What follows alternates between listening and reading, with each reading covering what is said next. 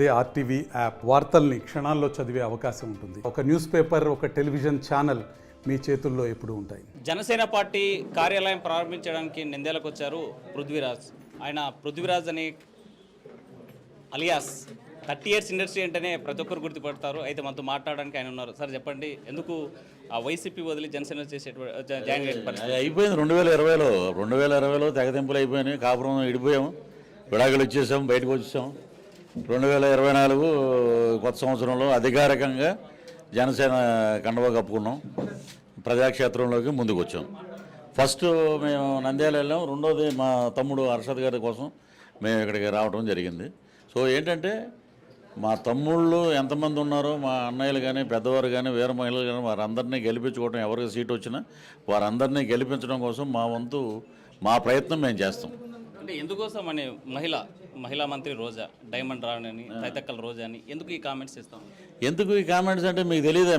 మీరు తిరుపతి కదా, ఆర్టీవీ తిరుపతి, చాలామంది విలేకరులు మాకే ఫోన్ చేశారు. ఇప్పుడు మనం కరెక్టేనండి, సరే ఒక మహిళని మనం మాట్లాడకూడదు, ఆవిడ మీద వ్యక్తిగతంగా దాడి సత్యనారాయణ గారు అనుకుంటా, ఆయన తెలుగుదేశంలో ప్లానింగ్ కమిషన్ చైర్మన్గా ఉన్నప్పుడు ఆయన ఏదో మాట్లాడినారు. ఒక మహిళగా అలాంటి మాటలు మాట్లాడకూడదని పార్టీలకు అతీతంగా ఒక మానవతావాదిగా మనం ఖండిద్దాం. కానీ మన భాష ఏంటి, మనం వాడిన భాష ఏంటి, మనం మాట్లాడడం దరిద్రులు అంటాం, ఎందుకు పనికిరాని ఎదవలు అంటాం, ప్యాకేజీ స్టార్ అంటాం, చంద్రబాబుకి దత్తపుత్రుడు అంటాం. వీళ్ళేనో చూసారా? దత్తత అంటే అసలు అర్థం తెలుసండి, ఒక పెద్ద యాగం చేసి వేద పండితుల సమక్షంలో ఒక వంశం నాశనం అయిపోతే ఇంకో వంశంలోకి ఎవరినైనా పిలిస్తే దత్తపుత్రుడు అంటారు. ఇలాంటి మరి చూసారుగా, బూతుల యూనివర్సిటీ మంత్రులు ఎన్నో రకాలుగా మాట్లాడారు. వాటి గురించి మేము పట్టించుకోం. మేము ఏంటంటే వీళ్ళ కాలం కూడా అయిపోయింది. నగిరి దగ్గర ఉన్న వాళ్ళందరూ ఇప్పుడు ఆమె కుప్పం నియోజకవర్గం కదా నిలబడింది, ఆమె నగిరి అనుకుంటా, నగిరి.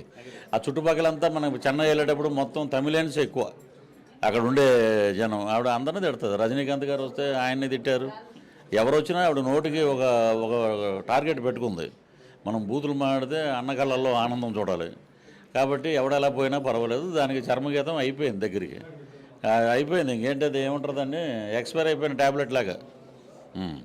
అంటే పవన్ కళ్యాణ్ 30 years రాజకీయాల్లో ఉండాలి, మొత్తం నా భవిష్యత్తు రాజకీయం కోసం నేను పోటీ చేస్తున్నానని చెప్పారు. కానీ సింగిల్గా పోటీ చేసేటువంటి పరిస్థితి ఎందుకు సాహసం చేయలేకపోతున్నారు? సింగిల్గా పోటీ చేసినా మా సింహం సింగల్గానే ఉంటుంది. మామూలుగా వాళ్ళు మాట్లాడేంటంటే సింహం సింగల్గా వస్తుందండి. ఇప్పుడు ఇది ఏంటంటే జనారణ్యం, ప్రజలు తిరిగే చోట సింహాలు అంటే లోపల దొప్పుతారు తీసుకెళ్ళి. వాళ్ళు తెలుసుకోవాలి, వాళ్ళ సింహాలతో పోల్చుకోవటం చాలా తప్పు. మనం నక్కలతో పోల్చుకుంటే కుయుక్తులు చేసేది నక్క, కాబట్టి నక్క తెలివితేటలు ఉన్నాయి వాళ్ళకి. ఇప్పుడు ఏంటంటే పవన్ కళ్యాణ్ గారు పొత్తున్నా లేకపోయినా కూడా ఆయనకి ఎన్ని సీట్లు ఇవ్వాలో ఏంటి ఇవ్వాలో ఈసారి ఎక్కడ నిలబెట్టాలనేది ఆంధ్ర రాష్ట్ర ప్రజలు డిసైడ్ చేశారు బ్రహ్మాండంగా. కానీ ఇప్పుడు పొత్తు పెట్టుకోవాల్సిన బాధ్యత ఎందుకు వచ్చిందంటే, మొన్నటి వరకు ఎక్కడైనా సరే మా ఇంట్లో పెళ్ళండి, ఏమంటే ఒక సంవత్సరంలో పెళ్లి జరుగుద్దండి, మా పాపకో బాబుకో పెళ్ళి అవుతుందని చెప్తాం. కనపడిన ప్రతిసారి ఏమంటే మా అబ్బాయికి పెళ్ళండి, మా అమ్మాయికి పెళ్ళండి అంటే వీడికి ఏమన్నా మెంటలే అంటారు మామూలుగా. నేను అనేది పొత్తు పెట్టుకోకపోతే పొత్తు ఎందుకు పెట్టుకోరు అంటాడు ఆయన. ఇది చెప్పి పెట్టుకోవాలి. ఇప్పుడు ఏమన్నా మీరు చేసే పనులు మాకేం చెప్తున్నారా? ఆ కొండలు దోచేసుకుంటున్నారు, రాష్ట్రాన్ని దుమ్ము దోచేసుకుంటే మాకేం చెప్పారా?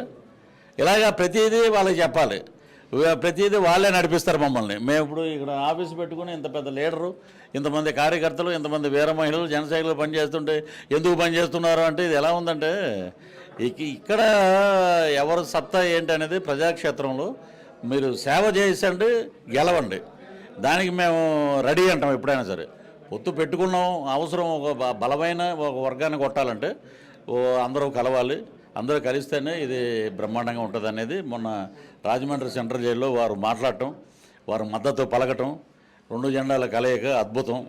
ఇప్పుడు ఆ అద్భుతం నుంచి కూటమి ఏర్పడే దిశగా వచ్చింది, కూటమి ప్రభుత్వం ఏర్పాటు చేసే దిశగా వచ్చింది. 136 స్థానాలు అసెంబ్లీ, 21 పార్లమెంటు స్థానాలు గెలుచుకుంటుంది. రికార్డ్ చేసి ఆర్టీవీలో విజయం రోజున వేయండి. రేపు ఎలక్షన్ పోలింగ్ అయిపోయాక 11 గంటలకు ఎక్కడోళ్ళు అక్కడ సర్దుకొని బయలుదేరటమే. ఫ్లైట్లో ఉన్నవాడు ఫ్లైట్లో వెళ్తాడు, బై రోడ్ వెళ్ళేవాడు బై రోడ్ వెళ్తారు. మనకు తెలిసిపోద్ది 11 గంటలకి ట్రెండ్. మీరు చెప్పినటువంటి కొండపైన ఎస్వీబీసీ ఛానల్కి మీరు చైర్మన్ ఆ రోజు కనిపించలేదా? కొండ కింద అండి, కొండపైన చాలా ఉన్నాయి అరాచకాలు. కొండ కింద సరే మీరు అడిగారు కాబట్టి ఇప్పుడు ఏంటంటే పురుడు పోసా కూడా ఆ పురుడి వాసన పోదని వాళ్ళు చేసిన దానికి మేము బలయ్యాం. సరే మరి ఒక పక్కన అంబటి రాంబాబు గారు గంట అరగంట, ఆయనేమో అవంతి శ్రీనివాస్ గారు ఏటి నువ్వు వచ్చే నువ్వు ఏదో అని ఆయన, ఇటు పక్కనేమో మనకి పోర్న్ సెక్స్ వరల్డ్లో పోర్న్ సెక్స్లో 6th ప్లేసో 5th ప్లేస్లో ఉంది ఏదో హిందూపూర్ గోరంట్ల మాధవ్ గారిది. వీటి గురించి ప్రశ్నించలే, ఓన్లీ అంబటి రాంబాబు గారి గురించి అడిగితే అంబటి రాంబాబు గారిది పర్ఫెక్టే, అవంతి శ్రీనివాస్ అడిగితే పర్ఫెక్ట్, గోరంట్ల మీద అదే మావోడిది కాదండి అంటే వీళ్ళు మావోడిది కాదంటే అసలు ఏంటంటే దాంట్లో అర్థం అంటే మీరేమైనా చూసారా? మావోడిది కాదు మావోడిది కాదు అది అని ఇలాగే వెనకేసుకొచ్చారు. మరి పృథ్వీరాజుని ఎందుకు అంటున్నారు? పృథ్వీరాజు ఏమన్నా మీ దగ్గర ఏమైనా ఆస్తులు దోచుకున్నాడా, లేకపోతే మీ డబ్బులు ఏమైనా లాక్కున్నాడా, మీ వనరులు ఏమైనా అడిగాడా, ఎంపీ సీట్లు అడిగాడా? లేదు కదా.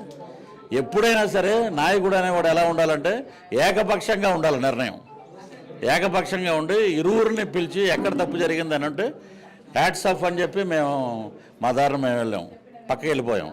మేమే రిజైన్ చేసాం, మేమే బ్లడ్ శాంపుల్ ఇచ్చాం.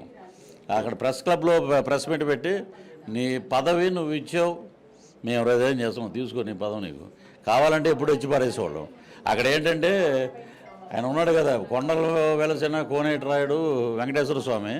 వెంకటేశ్వర స్వామిని మన గుప్పిట్లో ఏమంటే దేవుడిని ఎవడని గుప్పిట్లో పెట్టుకుంటాం, అలాంటి వ్యక్తి మన సుబ్బారెడ్డి గారు.